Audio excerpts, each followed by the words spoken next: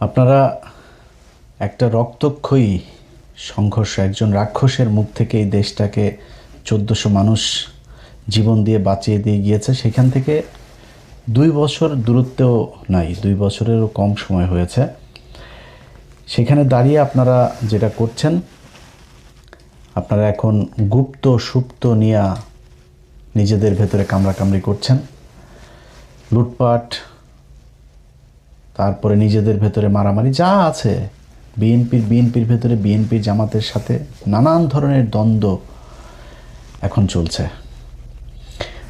অথচ কয়দিন আগে আপনারা একসাথে মার খেয়েছেন, একসাথে গুম হয়েছেন, একসাথে রিমান্ডে গিয়েছেন, একসাথে জেলখানায় থেকেছেন, একসাথে মশারি নিয়ে ধান খেতে ঘুমিয়েছেন। আপনারা সেটা ভুলে গিয়েছেন। অথচ আমরা যে কত ভয়ঙ্কর একটা পরিস্থিতির ভেতরে, কত বিপজ্জনক জায়গার ভেতরে এই দেশটা দাঁড়িয়ে আছে, এটা আপনাদেরকে অনুমান করার, বিবেক বুদ্ধি দিয়ে চিন্তা করার সেই শক্তি বোধহয় আল্লাহ আপনাদের দেয় নাই। এখনও ঘাড়ের উপরে নিঃশ্বাস ফেলছে সেই রাক্ষস। 2 দিন পরপরই বলে আসতেছি, খেয়ে ফেলবো, লিস্টিং করছি, কারা কারা করেছে। একজনও বাঁচতে পারবেন।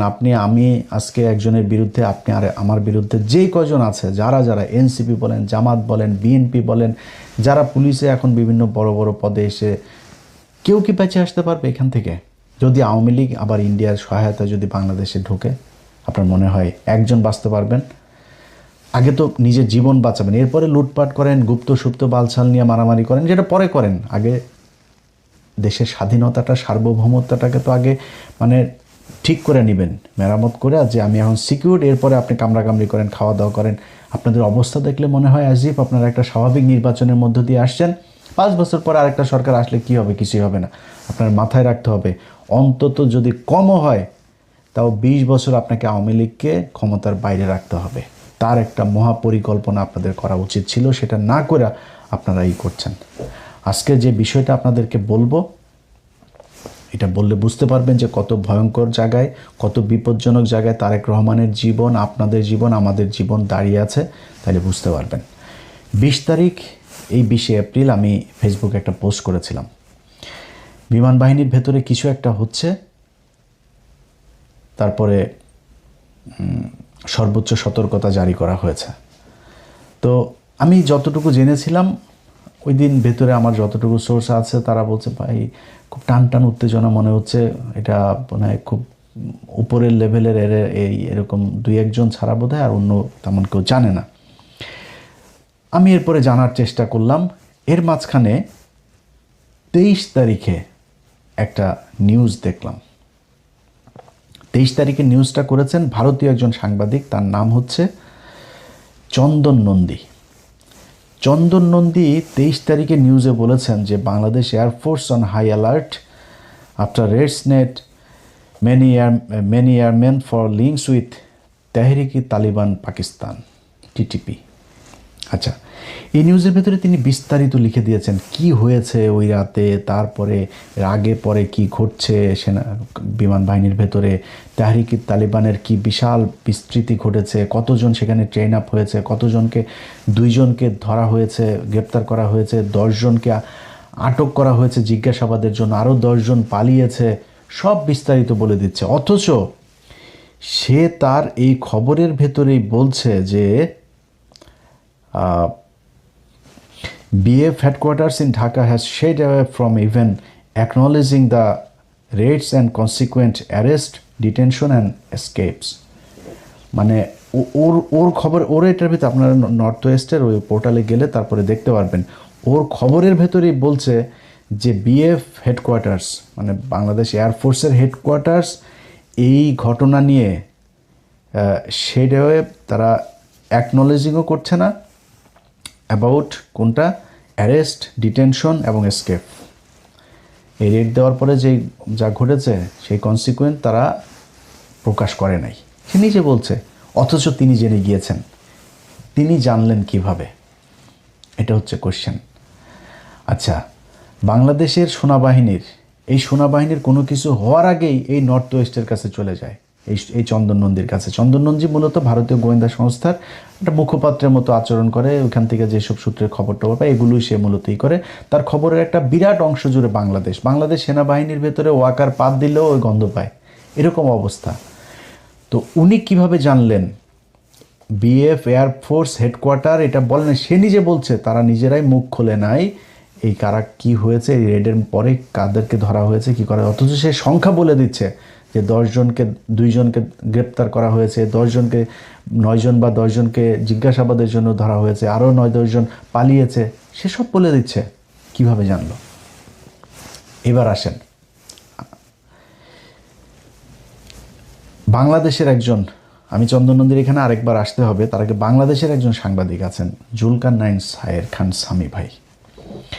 সামি ভাই ওইটার পরপরই তিনি একটা পোস্ট করেছেন। তিনার পোস্টটা হচ্ছে, বিগত অন্তর্বর্তীকালীন সরকার 1.5 বছরে বাংলাদেশের জাতীয় নিরাপত্তার এমন কিছু ক্ষতি সাধন করেছে যা অবর্ণনীয়। বিভিন্ন উগ্রবাদী গোষ্ঠীকে এক প্রকার ফ্রি রাইড দিয়ে দেশে নিরাপত্তা ব্যবস্থার অভ্যন্তরে এমন এক ঘুণপোকার চাষ তারা করার চেষ্টা করেছে, যখন তা সামনে আসবে তখন তাদের প্রতি ঘৃণায় আপনার মন বিষিয়ে উঠবে। এটা বললে আপনি পুরোপুরি বুঝবেন না কি বুঝাইতে চাচ্ছেন উনি ওইখানে ওই পোস্টে একটা পিন কমেন্ট পাঠিয়েছেন।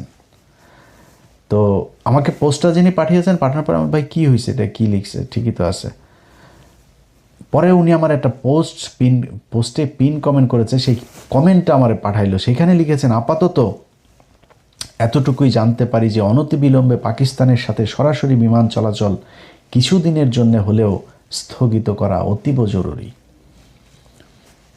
এইটাই হচ্ছে গিয়ে মূল পয়েন্ট, যে পাকিস্তান এখানে কোত্থেকে আসলো, তেহরিকে তালিবান পাকিস্তান কারা, চন্দন নন্দীর কাছে খবর কেমনে গেল, সেই খবর ওই দিনই আবার নবনীতা চৌধুরীর কাছেও গেল। নবনীতা চৌধুরীও কিন্তু এই চন্দন নন্দীর এইটারই মূলত উনি বাংলায় ট্রান্সলেট করে উনি একটা ভিডিও বানিয়েছেন।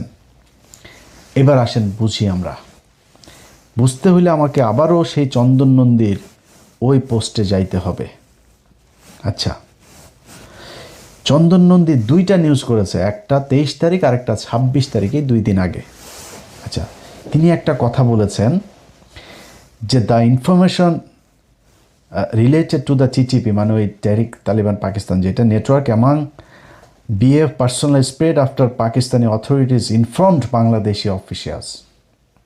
পাকিস্তানি অথরিটিজ মানে হয় গোয়েন্দা সংস্থা বা সরকার বা দূতাবাস, কোনো একটা পক্ষ বাংলাদেশ এয়ারফোর্সকে জানিয়েছে, অফিসিয়ালসদেরকে জানিয়েছে, পাকিস্তানের সরকার জানাইলো। বুঝেন, কিন্তু খুব হিসাব করে বুঝেন। পাকিস্তানের সরকার বাংলাদেশ সরকারকে জানাইলো, তেহরিকি তালিবান পাকিস্তানের লোক তোমার এয়ারফোর্সের ভেতরে আছে, তাদেরকে তাড়াতাড়ি ধরো। আচ্ছা, জুলকারনাইন সামি বলল যে পাকিস্তানের সাথে প্লেন যোগাযোগ তাড়াতাড়ি বন্ধ করো। আচ্ছা, পাকিস্তান থেকে তাহরিকে তালিবানের পাকিস্তানরা তাহলে বাংলাদেশে যে এয়ারপোর্ট এটা বন্ধ করার মানে কি? মানে হচ্ছে যে বন্ধ করলে এই যে ডিরেক্ট ফ্লাইটে তাড়াতাড়ি সব তাহরিকে তালিবান পাকিস্তানের লোকজন বাংলাদেশে আসতেছে, এই জন্য উনি চান তাড়াতাড়ি পাকিস্তানের সাথে বিমান যোগাযোগ বন্ধ হোক। এবার আমরা চলেন বুঝি তেহরিকি তালিবান পাকিস্তান এরা আসলে কারা। এটা বুঝলে আপনি বুঝবেন আসল ঘটনাটা কি। তেহরিকি তালিবান পাকিস্তান কয়েকদিন আগে 2টা ছেলে এদের সাথে গিয়ে যোগ দিয়েছিল, পাকিস্তানের মিলিটারির সাথে যুদ্ধ করেছে। একজনের নাম ফয়সাল, আরেকজনের নাম জুবায়ের। ফয়সাল এবং জুবায়ের 2জনই বাংলাদেশি নাগরিক, কিন্তু পরে জানা গেল 2জনই হিন্দু মুসলমান নাম দিয়ে তারপরে তারা সেখানে গিয়ে এদের সাথে যুক্ত হয়েছে। সেটা নিয়ে যদিও এই সরকারের খুব বেশি বিশ্লেষণ এটা নিয়ে আমাদের কোনো কিছু জানানো হয়নি, খুব গোপনীয়ভাবে রাখা হয়েছে। বরং পাকিস্তান যতটুকু সম্ভব তারা সেটাকে প্রচার করেছে, এবং পাকিস্তান মাঝখানে বাংলাদেশের সাথে ভিসা প্রক্রিয়া খুব সহজ করেছিল। এখন কিন্তু ওদের এখানে যাইতে গেলে আবার কয় টাকা ফি দেওয়া একটা বিরাট তৈরি করেছে তারা।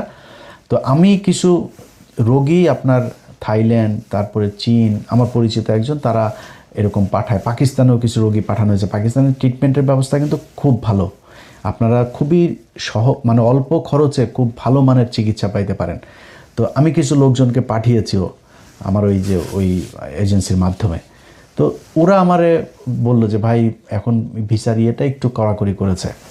তো তারা আবার এমবেসির সাথে কথা বলে জানলো যে আমাদের দেশ থেকে জঙ্গি যাচ্ছে পাকিস্তানে, গিয়ে সেখানে পাকিস্তানের ভেতরে অভ্যন্তরীণ এই শৃঙ্খলা নষ্ট করছে।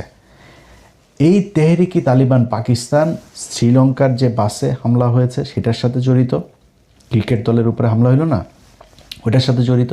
কয়েকদিন আগে পাকিস্তানের নিরাপত্তা বাহিনীর সাথে যে গ্যাঞ্জাম হলো সেটার সাথে জড়িত। এটারে বুঝতে হইলে যে তেহরিকি তালিবান পাকিস্তান কেন পাকিস্তানের সাথে লাগে, এটা বুঝতে হইলে, এটা কারা, এটা বুঝতে হইলে আপনাকে কয়েকদিন আগে যে আফগানিস্তানের সাথে পাকিস্তানের যুদ্ধ হইল না, আপনারা অনেকেই অবাক হন না যে পাকিস্তান কেন আফগানিস্তানের সাথে, আফগানিস্তানের লোকজনরা এইভাবে ওই পারে বোমা বর্ষণ করে। কারণ হচ্ছে তেহরিকি তালিবান পাকিস্তান, এই টিটিপি হচ্ছে রয়ের তৈরি করা আফগানিস্তানের একটা বাহিনী। তালেবানদেরই একটা অংশ, তারা রয়ের সাথে মিলে মোটা অঙ্কের টাকা দিয়ে এদেরকে আপনার তৈরি করা হয়েছে পাকিস্তানের বিরুদ্ধে যুদ্ধ করার জন্য। এখন ওরা উর্দুতে কথা বলে, ওরা বেলুচ ভাষায় কথা বলে, ওরা দাড়ি টুপিওয়ালা, ওরা পাকিস্তানের মতো দেখতে। ওরা আমেরিকার সাথে আফগানিস্তানের যুদ্ধ শুরুর পর থেকে 20 বছর ধরে প্রায় 10 লক্ষ আফগানি পাকিস্তানিরা জায়গা দিয়েছে। তাদের এখন ওইখানে দোকানপাট আছে, তারা এখানে থাকে, খায়। পাকিস্তান তাদেরকে নাগরিকত্ব দিয়েছে, কিচ্ছু বলে না। ওদেরকে দিয়ে পাকিস্তানের বিরুদ্ধে যুদ্ধ করাইতে খুব সুবিধা হয়। এই জন্য এদেরকে ট্রেন আপ করেছে, করে তারপরে তাদের সাথে যুদ্ধ করায়। আপনারা এই পর্যায়ে এইটুকু বুঝেন যে তেহরিকি তালেবান পাকিস্তান টিটিপি হচ্ছে পাকিস্তানের রাষ্ট্রের বিরোধী একটা জঙ্গি সংগঠন। এই যে মাঝে মধ্যে বোমা টোমা ফুটায়, এরা ফুটায়, এরা ওদের বিরোধী। যেই কারণে পাকিস্তানের সরকার বাংলাদেশ সরকারকে বলেছে যে তোমরা তাড়াতাড়ি তৎপর হও, এই তেহরিকি তালিবান পাকিস্তান এটা রয়ের সংগঠন, এরা তোমাদের ভেতরে ঢুকেছে। এইবার কোশ্চেন হচ্ছে তেহরিকি তালিবান পাকিস্তান বানাইলো পাকিস্তানের সাথে যুদ্ধ করার জন্য পাকিস্তানের ভেতরে, কিন্তু আমাদের দেশে কেন পাঠিয়েছে? এইটা হচ্ছে গিয়ে মূল বিষয়। এইটা বুঝতে পারবেন যে আপনি কত বিপদে আছেন, আপনার তারেক রহমান কত বিপজ্জনক জায়গায় দাঁড়িয়ে আছে, আমার পুরো দেশের সার্বভৌমত্ব কতটা বিপজ্জনক জায়গায় দাঁড়িয়ে আছে। বাংলাদেশের এই এয়ারফোর্সের ভেতরে তাদের এইটা ঢুকানোর পেছনে গেল 6 মাস ধরে তারা কাজ করছে। আপনারা এই ওর আর্টিকেলটা পড়লেই সব দেখতে পারবেন। সেখানে 6 মাসেরও বেশি সময় ধরে তারা কাজ করছে। আপনার জহুরুল ইসলাম যে এয়ারবেজ আছে চিটাগাংয়ে, সেখানে মসজিদের ইমামকে এই তেহরিকি তালিবান পাকিস্তানের একজন এজেন্টকে ঢোকানো হয়েছে। মসজিদের ইমাম সে। এখন বাংলাদেশকে কেন টার্গেট করা হলো সেটা বুঝতে কয়েকদিন আগে ভারতের আরেকজন সাংবাদিক আর একজন সেনাবাহিনীর কর্মকর্তা, রিটায়ার্ড একজন কর্মকর্তা, দুইজন একটা কথা বলেছিল যে তারেক রহমান ভারতের সাথে যে কথা দিয়ে বাংলাদেশে ঢুকেছিল লন্ডন থেকে, সেই কথা তারেক রহমান শুনছেন না। এটা কিন্তু সত্যি কথা। তারেক রহমান ভারতের সাথে তার একটা মিটিং হয়েছে, একটা না একাধিক মিটিং হয়েছে তার, এবং সেখানে সে এই কথাগুলো বলে এসেছে যে হ্যাঁ আমরা তোমার কথা শুনবো। এখন আপনি বলবেন তারেক রহমান কি এই তাহলে খারাপ কাজ করেছে, এটা মানবেন না? তারেক রহমান খারাপ কাজ করে নাই। এর কারণ হইল গিয়া খালেদা জিয়া যখন 111 সরকারের সময় জেলে ছিল, শেখ হাসিনার আগে এই জেনারেল মাসুদ টাসুদ এরা আগে গিয়েছিল খালেদা জিয়ার কাছে যে ম্যাডাম আমরা আপনাকেই চাই ক্ষমতায় আনতে, আমাদের এই 111 সরকারের এই জিনিসগুলো আপনি ইমনিটি দিবেন এবং আমাদের এই জিনিসগুলো মেনে নেবেন। খালেদা জিয়া তো একরোখা মানুষ, এসব দানায় পানায় বুঝে না। বলছে যে তোমার কাজ ক্যান্টনমেন্টে, তুমি এখানে রাজনীতি করতে আসছো কেন? এটা তোমার কাজ, যাও বেরো। একদম স্ট্রেট কার্ড বের করে। এগুলো আপনার এই যে প্রণব মুখার্জির বইতেও লেখা আছে। খালেদা জিয়া মানে নেয়, না মানাতে কী হয়েছে, 111 পুরো ক্রেডিট উপভোগ করেছে শেখ হাসিনা। সে ক্ষমতায় আসলো, ইন্ডিয়ার কথা শুনলো, শুনে তারপরে খালেদা জিয়া শুনে নাই। খালেদা জিয়া ওই দিন যেটা করতে পারতো, ওদের কথা শুনে ক্ষমতায় এসে তারপরে বিট্রে করতে পারতো। তারেক রহমান ঠিক ওইটাই করেছে আমার বিশ্বাস। তারেক রহমান তাদেরকে বলেছে হ্যাঁ ঠিক আছে আমরা এইভাবে, কী চেয়েছে ভারত চেয়েছে, মানে আমি কেন বলছি যে তারেক রহমান ঠিকটাই করেছে সেটারও প্রমাণ দিচ্ছি আপনারা। ওই সাংবাদিক এবং রিটায়ার্ড অফিসার দুইজনই একটা কথা বলেছিল, তারেক রহমান কয়েকটা জিনিস এই ভারতের কাছে কথা দিয়েছিল। এক, আওয়ামী লীগকে স্বাভাবিক রাজনীতিতে ফিরতে দিতে হবে। শেখ হাসিনাকে ফিরিয়ে নিতে হবে, তাকে আটক করা যাবে না। তারপরে সেভেন সিস্টারের যে বিচ্ছিন্নতাবাদীগুলো আছে এগুলো ভারতের সাথে মিলে একসাথে কাজ করতে হবে তাদেরকে নিশ্চিহ্ন করার জন্য, নির্মূল করার জন্য। এবার বলেন তারেক রহমান সেটা শুনেছে কি না, শুনবে কি না, আমি কেমনে বলবো যে তারেক রহমান ভারতের কথা শুনে নাই, বিট্রে করে নাই? এই সাংবাদিক এবং এই রিটায়ার্ড অফিসারই বলেছে তারেক রহমান ভারতের কথা শুনছে না। এখন শুনছে না কেন, যে আসলেই এটার প্রমাণ কি? 111-এর মাসুদকে ধরা হয়েছে, মামুন খালেদকে ধরা হয়েছে, খালেদ মামুন, এই যে মামুন খালেদ আপনার ডিজিএফআই চিফ ছিল, যে ডিজিএফআই ডিরেক্টর আরেকটারে ধরা হয়েছে, 4-5 জনের ধরা হইলো না? আপনার কি মনে হয় ভারত কোনো দিন তারেক রহমানকে এটাতে সাপোর্ট দিচ্ছে বা তারেক রহমানের এটা মেনে নিচ্ছে? ভারত মেনে নিচ্ছে না, কিন্তু তারেক রহমান সেটা করেছে। আচ্ছা, আইপিএলের খেলা বাংলাদেশে নিষিদ্ধ করেছিল ইউনূস সরকার, তারেক রহমান সেটা বহাল রেখেছে। এটা আপনার মনে হয় ভারতের কোটি কোটি ডলার খরচ অপচয় হয়েছে, এটার কারণে লস হয়েছে? তারপরে আওয়ামী লীগের কার্যক্রম নিষিদ্ধ তো ছিল, ওইভাবে থাকতো, আইনে পরিণত করার দরকার আছে, তারেক রহমান সেটা করেছে। অনেক কিছুই আপনারা দেখছেন উপরে উপরে, যে না মনে হচ্ছে ভারতের সাথে দিয়ে, ভারতের বাংলাদেশের পররাষ্ট্রমন্ত্রীকে যেতেই হবে, তার সাথে কি আমরা ডিপ্লোমেসি ডিসকানেক্ট করেছি নাকি? তো তার তো হইতেই হবে, তার এখানে যাইতেই পারে কিন্তু ভেতরে ভেতরে যেটা করার তারেক রহমান কিন্তু সেটাই করছে। এই কারণেই আমার যে সূত্র, সেই সূত্র আমাকে যেটা জানিয়েছে যে তারেক রহমানকে হত্যা করে তারপরে দেশের ভেতরে একটা অস্থিতিশীল পরিস্থিতি তৈরি করবে, কিন্তু তারপরে সরকার আবার ক্ষমতায় আসবে বিএনপি। তারেক রহমানের এই যেই শেষ কৃত্যের যে অনুষ্ঠান, দাফন কাফন যা যা হবে, এই দাফন কাফনের সময় বিশাল আকারে রাষ্ট্রীয় শোক টোক দেওয়া হবে। তারেক রহমান এই জাতির বিশাল এক কিছু ছিল, সব কিছু বলা হবে। বিএনপির নেতারা কান্নাকাটি করে পায়জামা ভিজায় ফেলবে, সব হবে। কিন্তু বিএনপির যে দ্বিতীয় সারির যেই নেতারা বিএনপির হাল ধরবে, ক্ষমতায় আসবে, সেই ব্যক্তিরা হচ্ছে গিয়ে তারেক রহমান যা করছিলেন তার ঠিক উল্টাটা করবে। যেটা বলবে সেটাই করবেন, এই পরিকল্পনা নিয়ে তারপরে তারা আগাচ্ছিলেন সেনাবাহিনীর ভেতরে একটা কু করার জন্য। এবার বুঝতে পারছেন আপনারা পুরো ঘটনার সব যদি নাকি একসাথে মিলানোর পরে দেখতে পারবেন যে তেহরিকি তালিবান পাকিস্তানের টিটিপির সাথে ভারতের যেই যোগসাজেশ, সেটা দিয়ে তারা পাকিস্তানের সাথে ওই দিকে ফাইট করছে, আর এই দিকেও ভারতের বিরুদ্ধে যারা কাজ করবে তাদেরকে এই করার জন্য এই তেহরিকি তালিবান পাকিস্তান নাম দিয়ে তারপরে করা হয়েছে। এখন এর পরপর পুলিশ হেডকোয়ার্টার একটা বিজ্ঞপ্তি দিয়েছে। সেই বিজ্ঞপ্তিটার ভেতরে আমি জানি না যে এটার কৌশল নাকি এটা বিষয়টা এরকমই। পুলিশ হেডকোয়ার্টার বলেছে, নিষিদ্ধ ঘোষিত উগ্রবাদী সংগঠনের সমর্থক কর্তৃক গুরুত্বপূর্ণ স্থাপনায় হামলার পরিকল্পনা সংক্রান্ত গোপন ও জরুরি গোপনীয়। এটা দিয়েছে 23 এপ্রিল। ওই যে তারিখ মনে আছে, যেই 23 এপ্রিল চন্দন নন্দী আপনার নিউজ করলো, সেই 23 তারিখে পুলিশ হেডকোয়ার্টার এটা দিল। ওর পরের দিনই আবার জুলকারনাইন স্বামী ভাইও এটা নিয়ে করলো। ওই দিনই আবার নবনীতা চৌধুরীও নিউজ করলো। সবগুলোর একসাথে মিলান, তাহলে বুঝতে পারবেন যে খেলাটা কোথায়। এখন পুলিশের বিষয়টা আমি এখনো স্পষ্ট না। পুলিশ যেটা বলেছে নিষিদ্ধ ঘোষিত উগ্রবাদী সংগঠন, তো এই নিষিদ্ধ ঘোষিত উগ্রবাদী সংগঠনটা কি ইসলামী কোনো নিষিদ্ধ ঘোষিত সংগঠন নাকি কোনটা, এটাই না। এখন যদি পুলিশকে সর্বোচ্চ সতর্ক অবস্থায় রাখার জন্য এটা একটা কৌশল হয়ে থাকে তাহলে ভালো। বাট আমি সরকারের সব পর্যায়কে একটা জিনিস বলবো, সিটিটিসির যিনি আছেন প্রধান, এই মাল কিন্তু রয়ের মাল।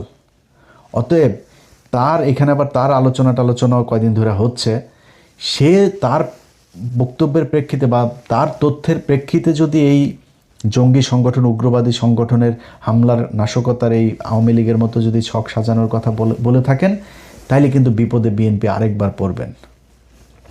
তা আপনারা আব্দুর রহমান, বাংলা ভাই, এই খালেদা জিয়া তাদেরকে বিচার করেছে, এই খালেদা জিয়ার সব জঙ্গিদেরকে ধরেছে, অথচ সেই জঙ্গির সব আপনার কনসিকুয়েন্স পোহাইতে হয়েছে কাদেরকে? এই তারেক রহমান আর খালেদা জিয়াকে। বিএনপি এখন পর্যন্ত আমেরিকায় নিষিদ্ধ আপনার জঙ্গি সংগঠন, সন্ত্রাসী সংগঠন। তো আপনাদের যদি নাকি এখন এই মুহূর্তে যদি এই জঙ্গিদের নাম দিয়ে যদি আপনারা অভিযান পরিচালনাও করেন, না করে যদি সেইটারে নির্মূলও করেন, এটা যদি অ্যাকনলেজ করেন যে হ্যাঁ আমরা এটা মেনে নিলাম এই দেশে জঙ্গি আছে এবং আমরা জঙ্গি মারছি, এটাও কিন্তু আপনাদের বুমেরাং হবে। মানুষ জানবে, পৃথিবীর অন্য দেশগুলো, বিদেশিরা জানবে যে বাংলাদেশে এই যে এতদিন ভালো ছিল, এখন তারেক রহমান আসার পরে এই যে জঙ্গি আবার বেড়ে গিয়েছে। সো আপনাকে সরাসরি স্বীকার করতে হবে তারেক রহমান যে আপনার শত্রু কারা। এই টিটিপির নামে এই দেশে আপনাকে হত্যা করার জন্য, বাংলাদেশে অস্থিতিশীল পরিস্থিতি তৈরি করার জন্য এই করেছে, এটা পৃথিবীকে জানাইতে হবে। যদি আপনি আবারও সেই জঙ্গি খেলা, শেখ আব্দুর রহমান ইসলামের কেউ না, বাংলা ভাই ইসলামের কেউ না, কিন্তু তাদেরকে ইসলামী জঙ্গি সংগঠন হিসাবে আপনি করেছেন। আপনার তখনই কন্ডেম করা উচিত ছিল যে না, এরা মুসলমান, এটা করে না, ইসলাম কোরআন হাদিস এটা বলে নাই কখনোই, এদেরকে আমরা মুসলমান ইসলামী সংগঠন মনে করি না। আজকে তেহরিকে তালেবান পাকিস্তানের আপনি ইসলামী সংগঠন মনে করবেন? যারা প্রতিদিন পাকিস্তানে এইখানে ওইখানে বোমাবাজি করে, পাকিস্তানের সাথে যারা মারামারি করে, যারা পাকিস্তান আফগানিস্তান দুইটা দেশের ভেতরে এরকম যুদ্ধ বাঁধিয়ে দিয়েছে, তাদেরকে আপনি মুসলমান মনে করবেন? এরা মুসলমান না। আমাদের দেশে যারা এই তাহরিকে তালেবান পাকিস্তানের নামে যারা করছে, এরাও মুসলমান হইতে পারে না। এটা আপনাকে সরাসরি বলতে হবে যে যুদ্ধ যদি করেন, সেই 10 ট্রাক অস্ত্র মামলার দিন যারা কিনা, যেই পুলিশের সার্জেন্ট হোক, টিআই হোক আর যেই হোক, এই অস্ত্র যারা ধরেছিল, সেই অস্ত্র তাদেরকে নাই করে দেওয়া উচিত ছিল। নামার পরে আপনি ঘুমটা দিয়ে লাভ নাই, তাদেরকে নাই করে দেওয়া উচিত ছিল। আপনি ধরার পরে সারা পৃথিবী জেনেছে যে 10 টাকা অস্ত্র মামলা উলফার কাছে যাচ্ছে, মানুষ জানে কোথায় যাচ্ছে, কি হয়েছে, কি হচ্ছে। আজকে আপনি যদি নাকি আসলেই ভারতের সাথে খেলতে চান তারেক রহমান, আপনাকে প্রকাশ্যে ঘোষণা দিতে হবে এই দেশের প্রতিটা মানুষ আপনার জন্য জীবন দেওয়ার জন্য প্রস্তুত আছে। আমি ইলিয়াস হুসাইন বললাম, আমি নির্বাচনে আপনার বিরোধিতা করেছি, সামনের বার নির্বাচন হইলে সামনের বারও হয়তো আপনার বিরোধিতা করব। বাট যদি দেখি আপনি ভারতের কারণে কোনো সিকিউরিটি ইস্যুর মধ্যে আছেন, নিরাপত্তা ঝুঁকিতে আছেন, আপনার কোনো সহায়তা লাগবে, আপনার জন্য জীবন দিতে হবে, আমি বাংলাদেশের নাগরিক হিসাবে আমি সবার আগে আপনার জন্য জীবন দিতে প্রস্তুত আছি। আপনি বাংলাদেশের, আমরা একটা জেনারেশন তৈরি করেছি, যেই জেনারেশনের 18 কোটি মানুষ, খালি আওয়ামী লীগের এগুলো বাদে আর হিন্দুদের ভেতরেও একটা বিশাল অংশ এই ভারতের বিরুদ্ধে যুদ্ধ করার জন্য প্রস্তুত আছে।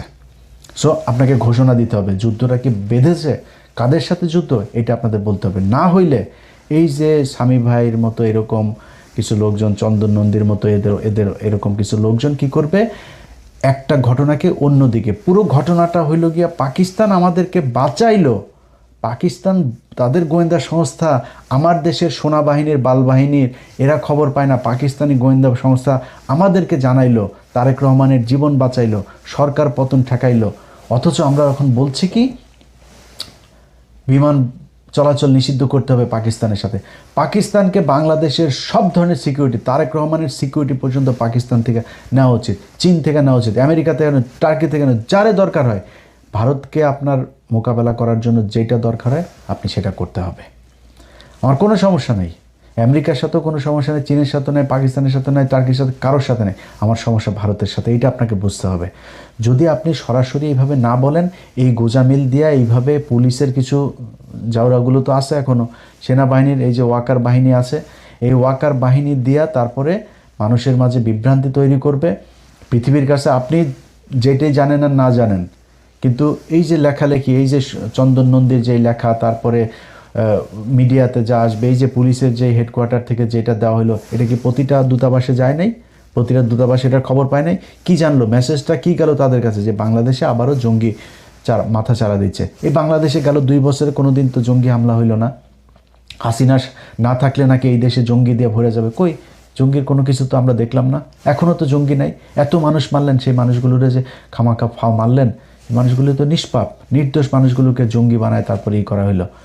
অতএব বিএনপির কাছে অনুরোধ থাকবে, আল্লাহর ওয়াস্তে এই জঙ্গি খেলা বন্ধ করেন। ভারতের সাথে যে যুদ্ধ করছেন এটা সরাসরি প্রকাশ করেন, সরাসরি প্রকাশ করে তারেক রহমান আপনি দরকারে আপনার যেই সিকিউরিটি দরকার, খালি এয়ার ডিফেন্সটা আপনি ঠিক করেন, এই দেশের মানুষ আপনাকে নিরাপত্তা দিবে। যদি খালি এটা আপনি প্রকাশ করতে পারেন যে ভারতের সাথে আপনি খেলছেন, মানুষ আমি ইলিয়াস বললাম, আমি প্রথম বিমানের টিকিট কাটবো যেদিন বুঝবো যে বিএনপি ভারতের সাথে লেগেছে। আল্লাহর কসম করে বললাম, আমি প্রথম ব্যক্তি হব বিদেশ থেকে প্লেনের টিকিট কেটে বাংলাদেশে ঢুকবো ইনশাল্লাহ। যাই হোক, সবশেষ যারা এই যে গুপ্ত সুপ্ত টুপ্ত এইসব নিয়ে গ্যাঞ্জাম করছেন, আপনাদের কাছে অনুরোধ থাকবে ভাই, দেশের অবস্থা কিন্তু ভয়ঙ্কর। আপনি এগুলি যদি বাদও দেন, দেশও যদি চালাইতে চান, এই যে তেলের যেই সংকট দেখায় দেওয়া গেল, এটার কারণে কি একটা দুইটা জিনিস হবে? আপনার ফসল নষ্ট হয়েছে, পাট নষ্ট হয়েছে, ধান নষ্ট হয়েছে, ঝড়ে সারা দেশে কালবৈশাখী ঝড় চলছে, এটাতে ব্যাপক ক্ষয়ক্ষতি হয়েছে। সামনে খাদ্য সংকট দেখা দিবে। তেল আপনারা কতদিন এই বেশি দামে কিনতে হয় তার কোনো ঠিক নেই। সামনে আপনি কার কাছ থেকে কে আপনার তেল দিবে, কার কাছ থেকে নিতে পারবেন, কোন দিক থেকে কী করবেন, আপনার সেগুলির কোনটা কি ঠিক করা হয়েছে জানি না। ভয়ঙ্কর অবস্থা। আপনি বিরোধী দলের সাথে সুপ্ত গুপ্ত কারে নিয়ে একটা পোস্ট করছে, সেটা নিয়ে, আরে ভাই পোস্ট এগুলি আওয়ামী লীগের সারাদিন কাজ, এদের এগুলো নিয়ে এখন গ্যাঞ্জাম বাঁধানো। মনে করেন শিবিরের কেউ একজন করছে, কি হয়েছে রে ভাই? জাইমা রহমানরে নিয়ে মনে করেন বললো, আপনারা এখন জাইমা রহমানরে নিয়ে বলার পরে এত আপনার কষ্ট লেগে গেছে। এই জাইমা রহমানরে একজন মন্ত্রী, সিটিং একজন মন্ত্রী, এই যে মুরাদ কি বলেছিল, এই মন্ত্রী বলেছে জাইমা রহমানের ব্যাপারে যা মনে চায় তাই খারাপ ভাষা করে। ওই তখন মন্ত্রীর বাসায় গিয়ে তো হামলা করতে পারেন নাই? তখন তো আপনাদের এত দেশপ্রেমিক জাইমা প্রেমিক লোকগুলির আমরা রাস্তায় দেখলাম না। তারেক রহমানকে এত ভালোবাসেন, তারেক রহমানের মারে এইভাবে 2টা বছর জেলখানায় রেখে মেরে ফেললো, ট্রাক দিয়ে আটকায় রাখলো। এত ভালোবাসা, এত শক্তি কই ছিল সেদিন আপনাদের? একটু দেখাইতেন, তাহলে তো খালেদা জিয়ার জেলখানায় গিয়ে মরতে হয়। খালেদা জিয়া কি মারা গিয়েছে নাকি? তারা হত্যা করা হয়েছে। অতএব একটু ধৈর্য ধরেন। বিরোধী দল একটা কাজ করছে, ওকে, বিরোধী দল যতটুকু সহনশীলতা দেখাচ্ছে এটি রেসপেক্ট করেন। তারা তো আপনারা সরকার পতন করতে যাইতে চায়নি। তারা সংসদে দাঁড়ায় তারপর বলছে যে এই জ্বালানির সংকট এটা এই সরকারের সংকট না, এটা বৈশ্বিক সংকট। আর কি বলবে একটা সরকারকে, একটা বিরোধী দলের এর চেয়ে বেশি আর কি বলবে? ধৈর্য ধরেন, খুব সাবধানে প্রতিটা স্টেপ ফেলতে হবে। আল্লাহ হাফেজ।